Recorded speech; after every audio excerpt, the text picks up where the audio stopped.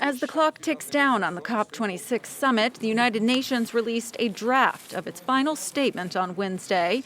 This is the document that the nearly 200 countries attending the talks will now use to try to come to an agreement on global climate change action. This is often the most difficult moment in a sort of 2-week period of a conference of the parties. The first week is over.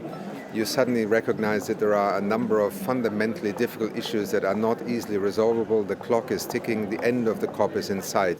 The text urges countries to boost their emissions-cutting goals by 2022, 3 years ahead of schedule. This after data showed the world is far off track to limit warming to 1.5 degrees Celsius. But critics say the path is too vague. We had expected, and this is not in the text, a regular ratchet that countries would have to come back every year to close the gap until we are sure that we're going to stay below 1.5 degrees. That's a quite weak text. Other points of conflict include financing for developing countries hurt by pollution. Poor countries say rich nations are resisting commitments to pay for the damage they have already caused.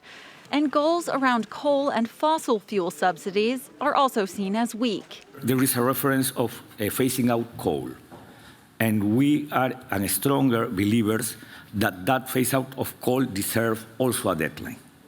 In all, the draft statement has been described by delegates as a good start, but not yet good enough to avoid the climate change cliff.